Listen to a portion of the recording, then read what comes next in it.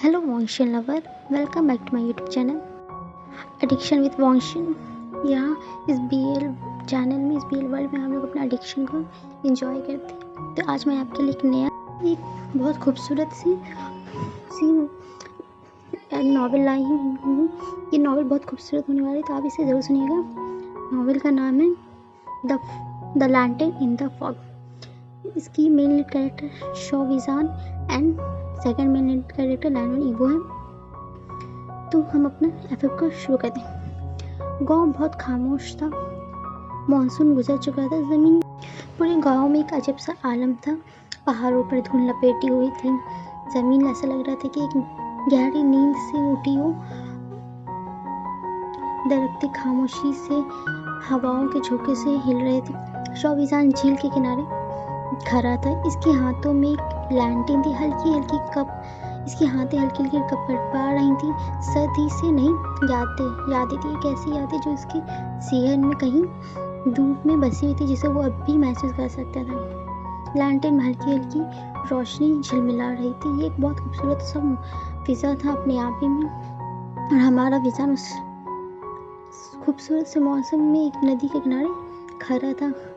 ये पता नहीं किस यादों, किस ख्यालों में गुम था। इसे अब भी वो रात याद थी जब लैनवन ईबो अपनी ज़िंदगी में इसकी ज़िंदगी में पहली बार दस्तक दी थी। बारिश में भीगे हुआ, आंखों में कुछ नाकाबिले बयान चेहरा लिए एक खामोशी सा तूफान अपने अंदर समाये हुए लैनवन भी इसके सामने पहली बार आया था।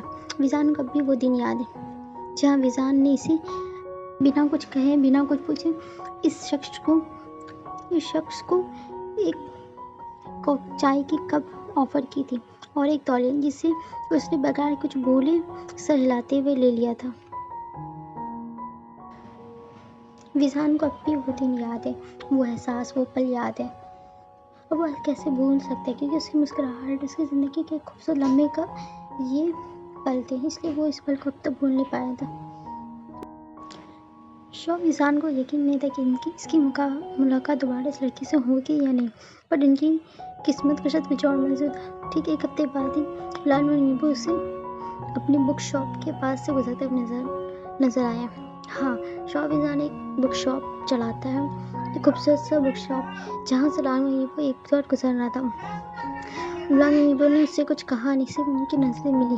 और अगले दिन शॉविजान ने देखा कि उसके बुक शॉप के पास एक बुक पढ़ाई हुई थी, जिसमें एक प्यारा सा गुलाब का टुकड़ा था। विजान के आंखों में एक खूबसूरत सी मुस्कुराहट नमूदार हो गई। वो बिना कुछ पूछे वापस अंदर चला गया। शायद ये लैनवन ईबो के थैंक यू कहने का एक तरीका था, या वो शायद इसी तरीके से शुक्रिया अदा करता हुआ। विजान ने कुछ कहा नहीं, बट अगले दिन उसने लैनवन ईबो को देखा तो उसने उस बुक के बदले एक प्यारा सा रोज का उसे वो ऑफर किया। लैनवन ईबो ने बिना कुछ कहे वो गुलाब एक्सेप्ट कर लिया था। फिर उनकी मुलाकातें बढ़ती रहीं। विजान को अब भी वो दिन याद है, वो मुलाकात याद है, वो छोटे छोटे गेस्चर, वो मुस्कुराहट याद है, जिसे वो कभी भूल नहीं सकता था। आंखों में हल्के से आंसू लिए विजान ने अपने लैंटर्न को एक गहरे सांस लेते हुए हवा में छोड़ा। वो लैंटर्न खुले आसमान में दूर तक जा रहा था, अपनी टिमटिमाती रोशनी के संग चमक रहा था। विजान ने एक गहरी से सांस लेके वो भी मुड़ गया।